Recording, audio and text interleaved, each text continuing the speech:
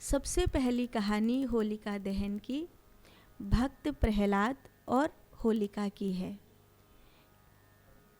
आपने कई बार भागवत में ही हमने सुनाया है, जैसे दिति और कश्यप ऋषि ने संतान उत्पत्ति के लिए जब व्यवहार किया तो अदिति देवताओं की माता है और दिति राक्षसों की माता है।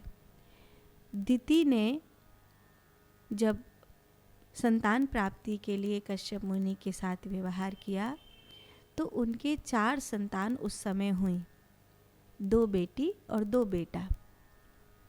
2 बेटा हैं हिरणाक्ष और हिरण्यकश्यपु, 2 बेटी हैं सिंहिका और होलिका, जिसमें से जो हिरणाक्ष है उसका उद्धार वाराह भगवान ने किया। ये कथा आपने कई बार भागवत में सुनी है।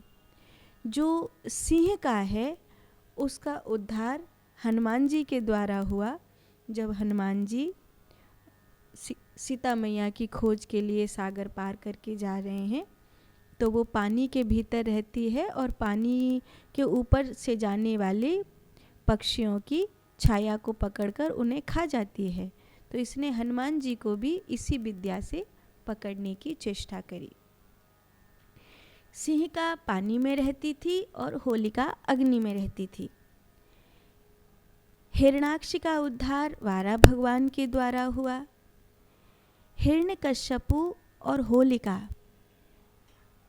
तो हिरणाक्ष और सिंहिका इन दोनों का तो अंत हुआ, लेकिन हिरण्यकश्यपु और होलिका ये दोनों बचे हैं। इन दोनों के जीवन में ऐसा हुआ कि जब प्रहलाद जी आए, हिरण्यकश्यपु के पुत्र हैं प्रहलाद जी, या आपने भागवत में प्रहलाद कथा में कितनी बार सुना है। तो प्रहलाद जी को मारने के लिए हिरण्यकश्यपु ने अपनी बहन होलिका का सहारा लिया। होलिका आग में बैठती है, जैसे सिंहिका पानी में रह सकती थी ऐसे ही, लेकिन होलिका के पास ब्रह्मा जी के वरदान में एक कंडीशन है, एक शर्त है। शर्त ये है कि अगर वो किसी निर्दोष निष्पाप व्यक्ति के साथ अपनी विद्या का उपयोग करेगी तो उसकी विद्या उसी समय उसका साथ छोड़ देगी। प्रहलाद जी निर्दोष भी हैं और निष्पाप भी हैं, इसलिए होलिका जलकर भस्म हो गई। आज भी हम हमारे पापों को, हम हमारी दोषपूर्ण स्थिति को उस अग्नि में जलाते हैं जिसे होली की अग्नि कहते हैं। तो ये पहली कथा है। दूसरी कथा कामदेव और महादेव की है। जिस समय कामदेव महादेव के तप को भंग करने के लिए आया और उसने महादेव पर कई प्रकार के प्रयोग किए, तो उस प्रयोग करने के समय से लेकर होलिकाष्टक आरंभ हुआ और उसने आखिरी जब महादेव के ऊपर बाण चलाए तो महादेव की तीसरी आँख खुली और काम जलकर भस्म हो गया। माने होलिकाष्टक से साधना आरंभ करो, शिव तत्व को धारण करो और अपने भीतर के जो जननेंद्रियों पर जो वासना का वास होता है, जो निवास स्थान होता है, उस मूलाधार चक्र के वासनामय स्वरूप को जलाकर भस्म कर दो। तो ये जो घटना घटी ये फाल्गुन के महीने में पूर्णमासी तिथि को घटित हुई है। इसीलिए इस दिन होलिका दहन किया जाता है। माने अपनी बुराइयों का दहन, अपने काम विकारों का दहन किया जाता है, अपने विकारों का, अपनी वासनाओं का दहन किया जाता है। ये दूसरी घटना है। तीसरी घटना बहुत प्यारी है। होलिका दहन की ये घटना अति प्राचीन है। ये जुड़ी है महाराज पृथु से। महाराज पृथु जो ध्रुव जी के वंश में महाराज वैन के शरीर को मंत्र शक्ति से मंथन करके प्रकट किए गए हैं, जो साक्षात नारायण की प्रतिमूर्ति हैं, जिन्होंने पृथ्वी से मनुष्यता के विकास हेतु इतना कुछ लिया है कि ये धरती, ये वसुंधरा पृथु के नाम पर पृथ्वी कहलाई है। और उस समय जो विकास हुआ धरती पर, वसुंधरा पर, पृथ्वी पर, वो ब्रह्मांड का पहले से चले आने वाले विकास का उच्चतम स्वरूप रहा। तो ऐसे हैं पृथु। लेकिन जब पृथु धरती पर हर चीज़ का विकास कर रहे थे, अन्न धन का विकास हो रहा था, धरती धातु से लेकर हर वस्तु दे रही है, धरती सब कुछ दे रही है, कपास दे रही है वस्त्र के लिए, स्वर्ण दे रही है, लोहा दे रही है, पत्थर आदि घर बनाने के लिए सब कुछ धरती दे रही है, मनुष्य के लिए रोटी कपड़ा मकान हर चीज़ धरती दे रही है।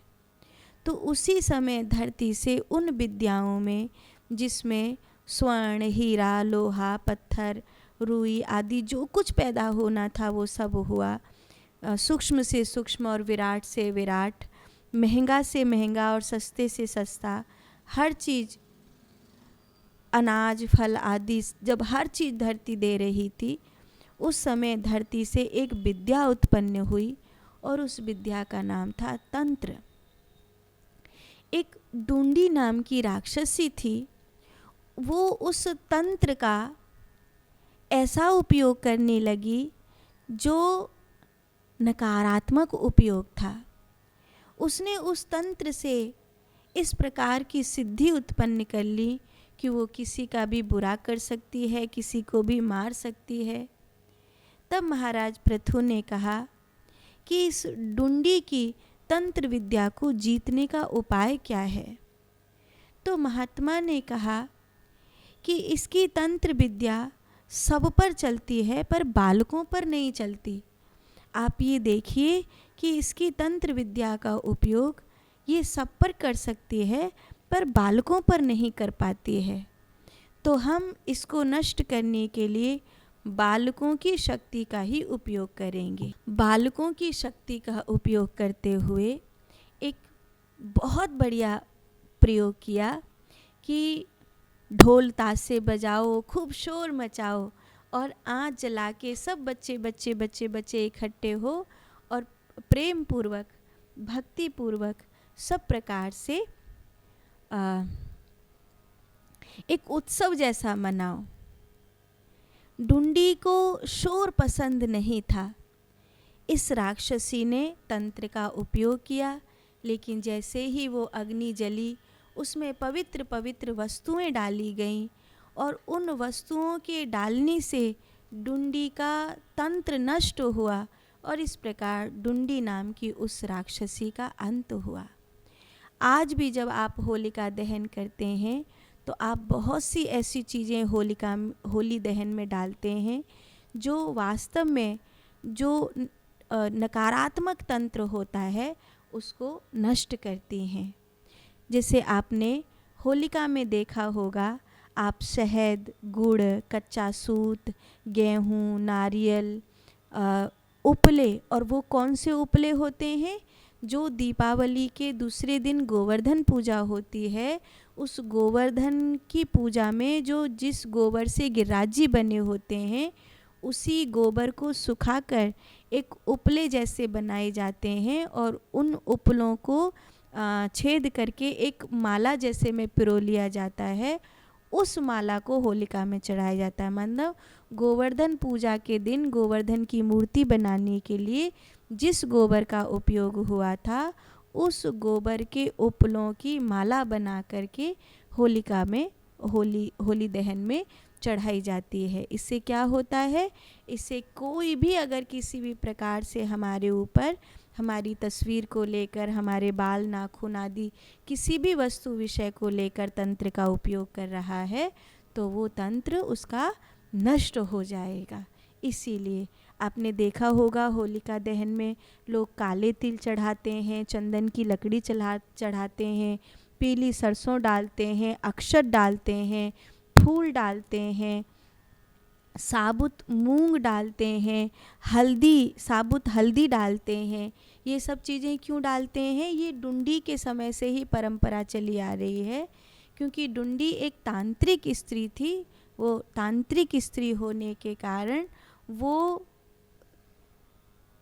उसके प्रभाव को नष्ट कर सकें, इसके लिए महात्मा ने बालकों के हाथों से, गृहस्थियों के हाथों से इस प्रकार की अग्नि प्रज्वलित करवाई और उस प्रकार की अग्नि से उस डुंडी नाम की तांत्रिक स्त्री का तंत्र नष्ट हुआ और पृथु का राज्य सुखी हो गया।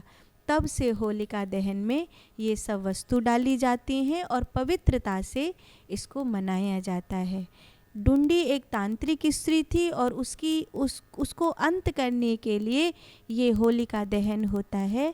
इसीलिए होलिका दहन को कुछ लोग ऐसे हैं जिनको नहीं देखना चाहिए। तो किन लोगों को होलिका दहन भूल कर भी नहीं देखना चाहिए और पहली होली नहीं मनानी चाहिए? एक नवजात शिशु जब तक उसका पहला जन्मदिन ना हो जाए तब तक उसे होलिका दहन दिखाना भी नहीं चाहिए और उसके साथ होली भी नहीं मनानी चाहिए। एक गर्भवती स्त्री, उसको भी होलिका दहन नहीं देखना चाहिए और उसको भी उस वर्ष जिस समय वो गर्भवती है होली नहीं मनानी चाहिए। और एक नवविवाहिता कन्या जिसका विवाह हुआ है, जब तक उसके विवाह की पहली वर्षगांठ नहीं हो जाती तब तक उसको होलिका दहन भी नहीं देखना चाहिए और होली भी अपने ससुराल में नहीं मनानी चाहिए। इस प्रकार ये कुछ लोग ऐसे हैं जिनको होली का दहन नहीं देखना चाहिए और होली नहीं मनानी चाहिए। ये कथा क्यों है? क्योंकि वो डुंडी से जुड़ी हुई ये कथा है। डुंडी नाम की तांत्रिक स्त्री को नाश करने के लिए होलिका दहन हुआ था। तो मैंने आपको 3 कथा सुनाई इस समय। एक प्रहलाद और होलिका की, दूसरी मैंने आपको कथा सुनाई कामदेव और के भस्म होने की महादेव के त्रिनेत्र की, और तीसरी कथा मैंने आपको सुनाई महाराज पृथु की, जिन्होंने अपने राज्य में उस तांत्रिक स्त्री को नष्ट करने के लिए इस प्रकार ये होलिका दहन किया। चौथी कथा है पूतना की। पूतना की कथा इस प्रकार है कि जब भादों के महीने में भगवान कृष्ण का अवतार हुआ, तो जब भगवान कृष्ण का भादों के महीने में कृष्ण पक्ष की अष्टमी तिथि को प्राकट्य हुआ, तो कृष्ण पक्ष की अष्टमी तिथि के लगभग ठीक 6 दिन बाद पूतना 14 को आ गई थी। तो पूतना का अंत तो भगवान कृष्ण के द्वारा हुआ, लेकिन पूतना कहाँ चली गई ये बात किसी को नहीं पता था। तो नंद बाबा जब मथुरा से लौट करके आए और यहाँ विचार विमर्श हुआ कि क्या किया जाए, तो ये राक्षसी मिल नहीं रही है, गई कहाँ होगी। तो एक समय आने के बाद सब ब्रजवासियों ने विचार किया कि उस राक्षसी का पहरा हमारे लाला के ऊपर से हट जाए, इसीलिए उसका अंतिम संस्कार हमको करना चाहिए। तो फागुन के महीने में जो पूर्णमासी तिथि आई, उसमें पूतना के निमित्त एक अग्नि जलाई गई, जिसमें माना गया कि पूतना पूरी तरह से जलकर भस्म हो गई, पूतना का उद्धार हो गया। इसीलिए ब्रज में इसको पूतना दहन के रूप में भी जाना जाता है। पूतना के लिए ये अग्नि प्रज्वलित की गई थी, उसके रूप में भी इसे जाना जाता है। तो ये 4 कारण मैंने आपको होलिका दहन के बताए हैं। आज होलिका दहन का उत्सव है, तो आप सबके जीवन में ये होलिका दहन शुभ हो और खुशियाँ लाने वाला हो। कई लोग होली जलने के बाद जो राख होती है उसको भी अपने घर में लेकर के आते हैं, घर की देहली पर दोनों कोने पर डालते हैं, और कई लोग उसको लाल कपड़े में छोटी सी पोटली बनाकर अपने घर में धन धान्य की वृद्धि के लिए भी उसको रखते हैं। कहते हैं होलिका दहन के बाद सारे पाप इसमें जल करके भस्म हो गए, तो अब ये कोई भी बुरी शक्ति हमारे घर में घुसने नहीं देगी, इसलिए देहरी पर उस राख को डालते हैं। तो आज होलिका दहन है, आप सबको ये चीज़ें बहुत सारी हमको बतानी थी, हमने आपको बताई। जो नहीं समझ में आया हो वो माँ ध्यान मूर्ति जी यूट्यूब चैनल पर आप लिखेंगे तो आज ही के सत्संग में उन सब बातों को करेंगे। पांचवा मैंने कहा होली का जो विशेष उत्सव है वो हम आपको बताएंगे कि ब्रज में फूलों की होली क्यों मनाई जाती है। ब्रज की होली रंगों की नहीं है, ब्रज की होली फूलों की है। कहते हैं फुलेरा दौज के बाद एक दिन ऐसा आया कि भगवान कृष्ण कई दिनों तक राधा रानी से नहीं मिले, तो राधा रानी उदास हो गई। राधा रानी वृंदावन में ध्यान में बैठी थी और उदास थी। जब राधा रानी उदास हुई तो पूरा वन उदास हो गया, सब फूल मुरझा गए।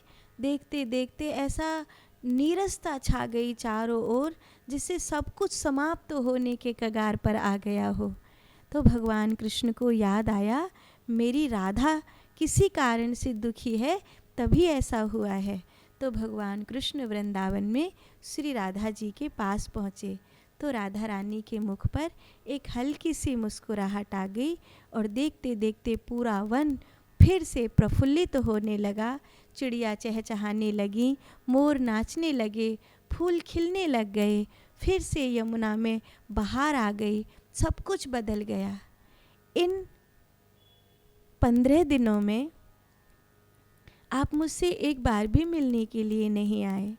भगवान कृष्ण ने कहा राधा हमारा आपका 100 वर्ष का वियोग होगा।